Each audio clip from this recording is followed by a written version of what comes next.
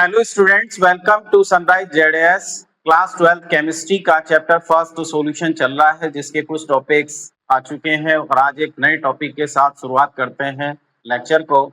चलिए देखते हैं। तो आज का टॉपिक है हमारा टाइप्स ऑफ सॉल्यूशन।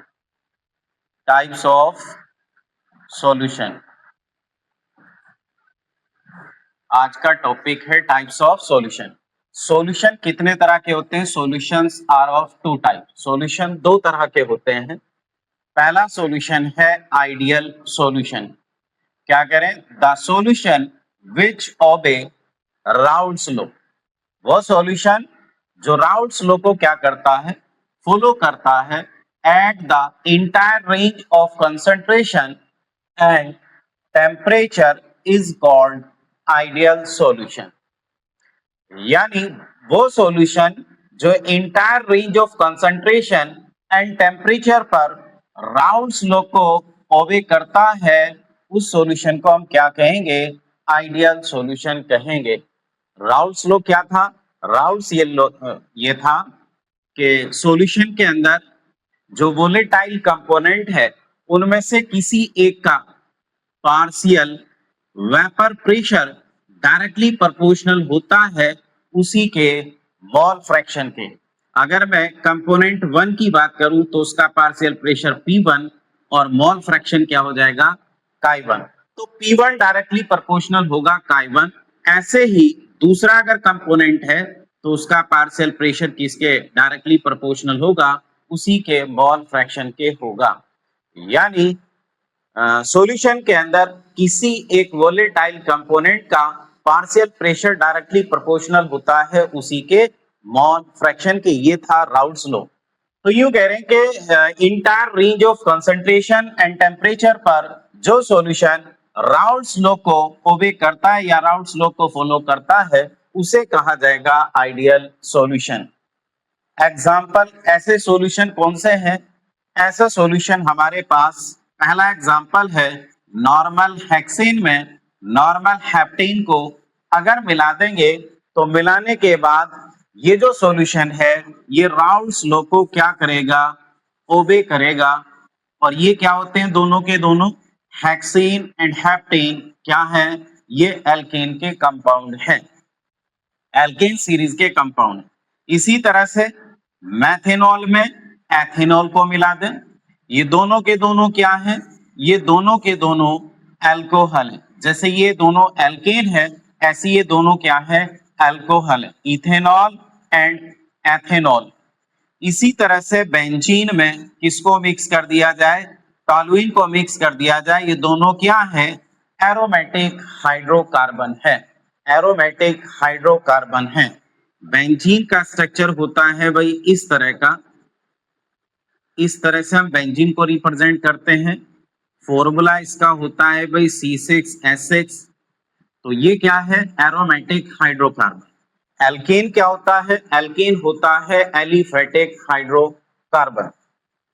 इसी तरह से टॉल्यूइन, टॉल्यूइन को हम इस तरह से बनाते हैं। इसका स्ट्रक्चर CH3 या मैं इसे लिख दूंगा C6H5CH3। तो ये दोनों क्या है? दोनों के दोनों एरोमेटिक हाइड्रोकार्बन है। और ये जो टॉल्यूइन होता है ये बेंजीन का ही डेरिवेटिव है, बेंजीन से ही बना है। तो इन दोनों का अगर आपस में मिक्स करेंगे तो मिक्स करने के बाद जो सॉल्यूशन हमें मिलेगा वो क्या करेगा? राउल्स लॉ को ओबे करता है। तो इसलिए हम इसे क्या कहेंगे? आइडियल सॉल्यूशन कहेंगे। ऐसे ही इथाइल क्लोराइड में किसको मिला दें? Ethyl bromide. इथाइल क्लोराइड में किसको मिक्स कर दें? इथाइल ब्रोमाइड को मिक्स कर दें। तो ये दोनों कंपोनेंट्स कैसे हैं? ये एल्काइल हैलाइड है। दोनों एल्काइल हैलाइड के कंपाउंड है ethyl chloride and ethyl bromide. यानी हम यहाँ एल्केन थे दोनों, यहाँ अल्कोहल थे दोनों, यहाँ एरोमेटिक हाइड्रोकार्बन है और यहाँ एल्काइल हैलाइड है। इसका मीनिंग ये हो गया कि एक ही फैमिली के कंपाउंड को जब हम आपस में मिक्स करेंगे तो जो सॉल्यूशन बनेगा वो राउल्स लॉ को क्या करता है? फॉलो करता है। और इस तरह के सॉल्यूशन को हम क्या कहेंगे? आइडियल सॉल्यूशन कहेंगे। तो आप समझे होंगे कि आइडियल सॉल्यूशन क्या है। आइडियल सॉल्यूशन वो सॉल्यूशन है जो राउल्ट्स लॉ को entire range of concentration and temperature पर क्या करता हो, फॉलो करता हो या ओबे करता हो, उसे हम क्या कहेंगे, आइडियल सॉल्यूशन कहेंगे। अब देखते हैं आगे। आगे कैरेक्टरिस्टिक्स है हमारे पास किसके, आइडियल सॉल्यूशन के। आइडियल सॉल्यूशन के कुछ अपने कैरेक्टर हैं, जिसमें से पहला कैरेक्टर क्या, कि इट ओबेज राउल्ट्स लॉ। ये वाला सॉल्यूशन राउल्ट्स लॉ को ओबे करता है, यानी राउल्ट्स लॉ को मानता है या राउल्ट्स लॉ को फॉलो करता है। कैसे, अगर मैं ये मान लूं कि जो सॉल्यूशन है मेरे पास, उस सॉल्यूशन के अंदर दो कंपोनेंट है भाई। कितने कंपोनेंट है, दो कंपोनेंट ए प्लस बी, यानी जो दोनों कंपोनेंट्स हैं उसमें पहला वाला कंपोनेंट ए और दूसरा कंपोनेंट क्या है, बी है। तो कंपोनेंट ए का राउल्ट्स के अकॉर्डिंग पार्शियल प्रेशर क्या होगा, कंपोनेंट्स ए का इस वाले कंपोनेंट का पार्शियल प्रेशर क्या होगा, पीए इज इक्वल हो जाएगा पीए नॉट का ए, एंड दूसरा कंपोनेंट हमारा बी है, तो बी का पार्शियल प्रेशर क्या हो जाएगा, P B is equal P B naught का ए बी।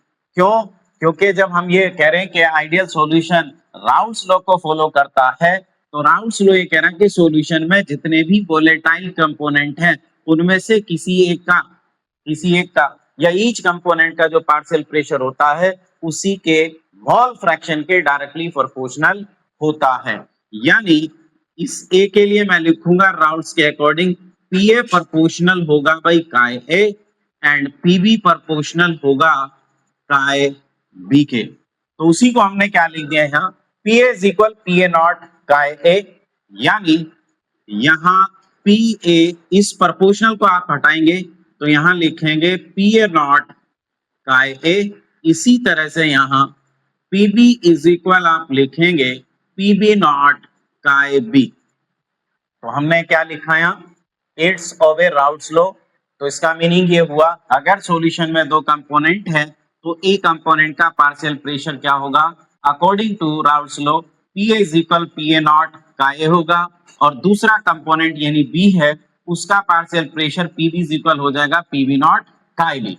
और ये P A naught P B naught क्या है, पीए और पीबी को तो मैं कह रहा हूं पार्शियल प्रेशर, यानी उन दोनों कंपोनेंट को जब आपस में मिलाते हैं तो उनका आपस में मिक्स होने के बाद जो प्रेशर आता है उसे कह रहे हैं हम partial pressure, partial vapour pressure.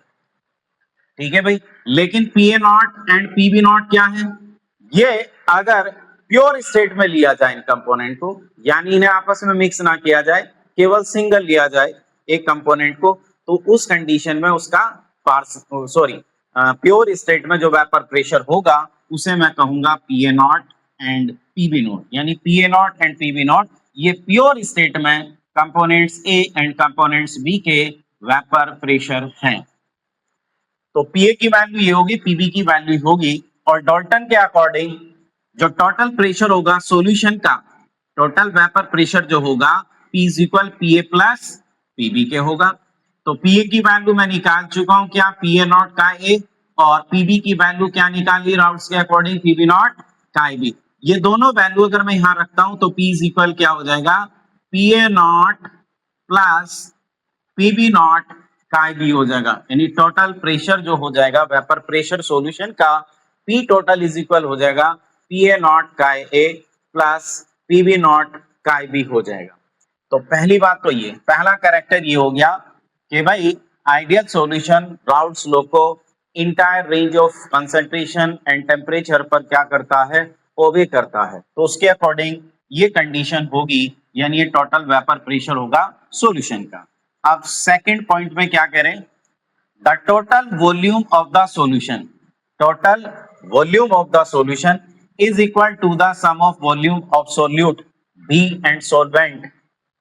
Sorry, यहां हम इसको, क्योंकि हमने दो कंपोनेंट ए और बी लिए हैं, तो यहां हम लिखेंगे, इसको हम कह सकते हैं बी ना लेकर के यहां ए ले लेते हैं। क्या ले लेते हैं, ए ले लेते हैं।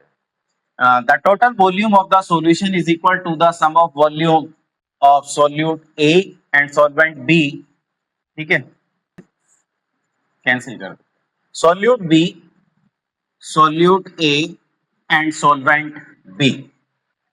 इसका मीनिंग ये हुआ कि delta V, delta V, delta V mixing, इसका मतलब change in volume, change in volume जो होगा इस तरह के सॉल्यूशन में क्या होगा, इस तरह के सॉल्यूशन में क्या होगा, जीरो होगा। चेंज इन वॉल्यूम क्या हो जाएगा, मिक्सिंग का जीरो हो जाएगा, that is change in volume is equal to zero. यानी कंपोनेंट्स ए को कंपोनेंट्स बी के अंदर मिलाने के बाद जो टोटल वॉल्यूम आता है सॉल्यूशन का, वो उन दोनों कंपोनेंट्स के जो टोटल वॉल्यूम है उनका अलग अलग वॉल्यूम है उसके सम के इक्वल होगा टोटल वॉल्यूम ऑफ सॉल्यूशन। इसका मीनिंग ये हुआ जब हम इस तरह का सॉल्यूशन लेते हैं जो राउट्स लॉ को फॉलो करता है यानी आइडियल सॉल्यूशन है, तो उसमें वॉल्यूम चेंज नहीं आता है, वॉल्यूम चेंज जीरो होता है। फिर उसके बाद तीसरे पॉइंट में क्या करें, इस तरह के सॉल्यूशन में जब इस तरह का सॉल्यूशन आप बनाएंगे, heat is neither absorb, heat ना तो एब्जॉर्ब होती है और ना ही इमिट होती है on mixing solute B solvent A. यानी सॉल्यूट बी को जब सॉल्वेंट ए में आप मिक्स कर रहे हैं, ना तो हीट एब्जॉर्ब होगी ना हीट इमिट होगी। इसका मीनिंग ये हो गया delta H mixing, delta H का मतलब चेंज इन एंथैल्पी क्या होगा, जीरो होगा, change in enthalpy is zero, change in enthalpy is zero होगा। यानी ना तो हीट एब्जॉर्ब होगी यानी बाहर से हीट को लिया जाएगा, ना हीट रिलीज होगी। तो इसका मीनिंग होगा एंथैल्पी चेंज यानी चेंज इन हीट जीरो होगा।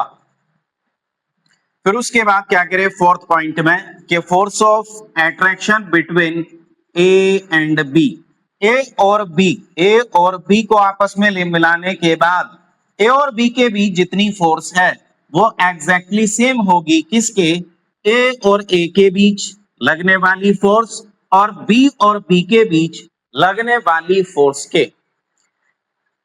यानी एक कंपोनेंट्स हमारा ए है, दूसरा कंपोनेंट्स हमारा बी है, तो ए के मॉलिक्यूल्स के बीच फोर्स ऑफ अट्रैक्शन लग रही होगी, बी मॉलिक्यूल्स के बीच भी फोर्स ऑफ अट्रैक्शन लग रही होगी, ठीक है। तो जब इन्हें हम आपस में मिला देते हैं तो जितनी फोर्स ऑफ अट्रैक्शन ए और बी के बीच है उतनी ही फोर्स ऑफ अट्रैक्शन ए और बी के मॉलिक्यूल्स के बीच होगी। यानी फोर्स ऑफ अट्रैक्शन उतना ही होता है जितना अलग अलग कंपोनेंट के मॉलिक्यूल्स के बीच फोर्स ऑफ अट्रैक्शन होता है।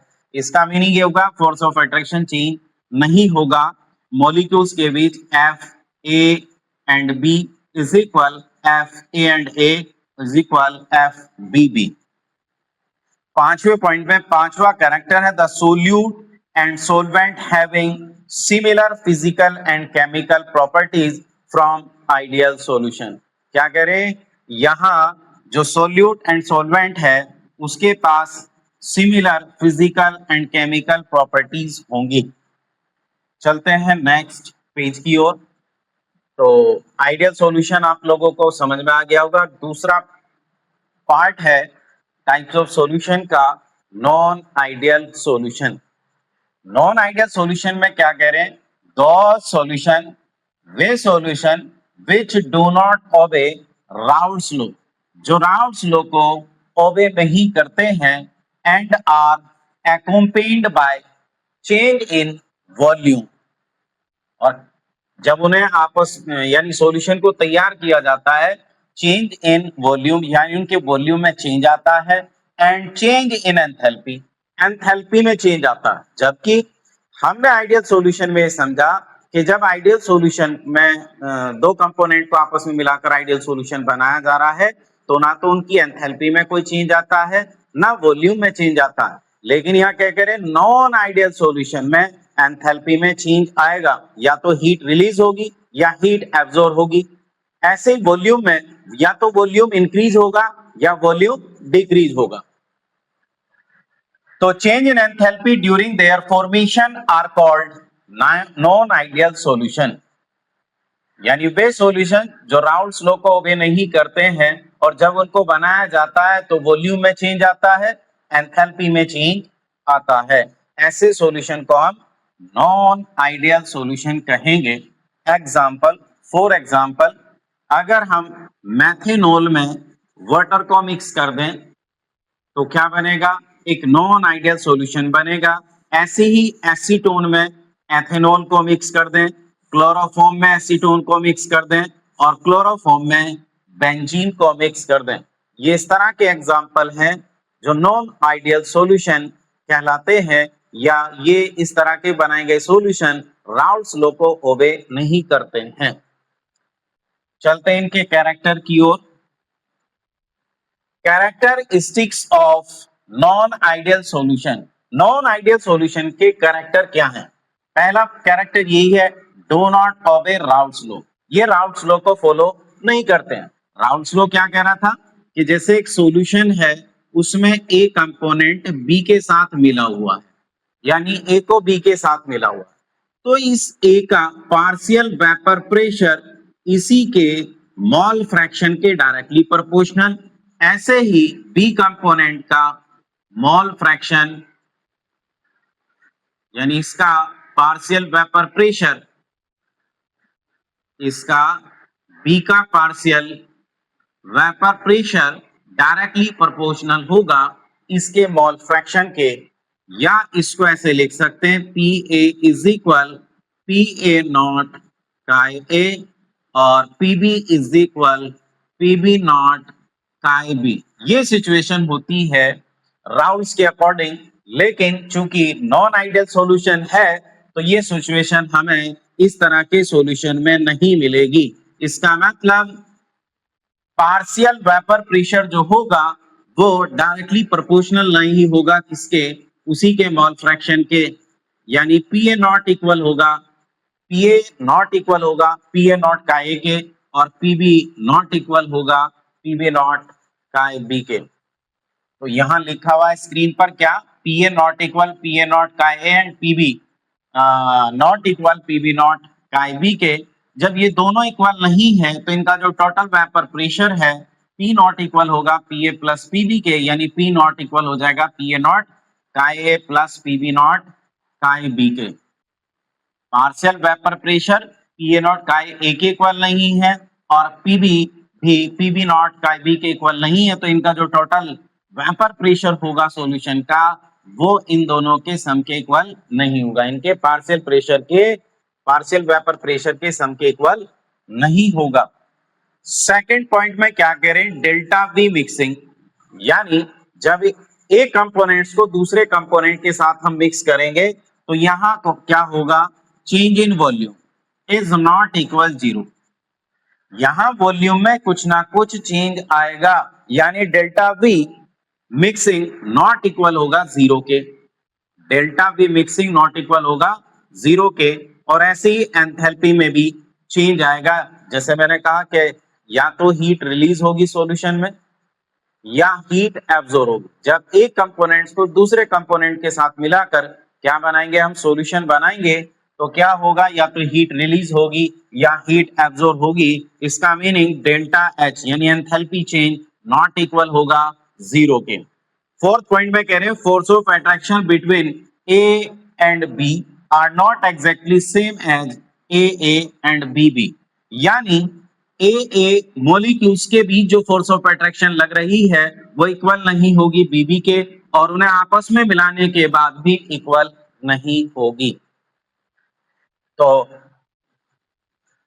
ये सिचुएशन होगी F A B not equal F A not equal F B B. तो आज के टॉपिक में, आज का जो टॉपिक था हमारा टाइप्स ऑफ सॉल्यूशन में, हमने पढ़ा दो तरह के सॉल्यूशन होते हैं, ideal and non ideal solution. तो आइडियल सॉल्यूशन क्या है, उसके एग्जांपल क्या है, उसके कैरेक्टर क्या हैं, फिर मैंने समझा आपको नॉन आइडियल सॉल्यूशन क्या है, उसके एग्जांपल क्या है और उसके कैरेक्टर क्या है। अब जो हमारा नॉन आइडियल सॉल्यूशन होता है ये दो तरह का होता है, एक वो सॉल्यूशन जो राउल्ट्स लॉ से पॉजिटिव डेविएशन को शो करता है, एक वो जो नेगेटिव डेविएशन को शो करता है, उसे हम नेक्स्ट वीडियो में कवर करेंगे। तो दैट्स ऑल ऑफ टुडे। हमारे साथ बने रहिए इसी तरह से और अपनी स्टडी को लगातार करते रहिए। और ये वीडियो आपको कहीं ना कहीं बहुत हेल्पफुल होंगी आपकी स्टडी में। तो बने रहिए और अपने दोस्तों को भी हमारी वीडियो शेयर कीजिए ताकि जो है वो भी अपनी स्टडी को हमारे साथ जुड़कर अच्छा कर सकें। That's all.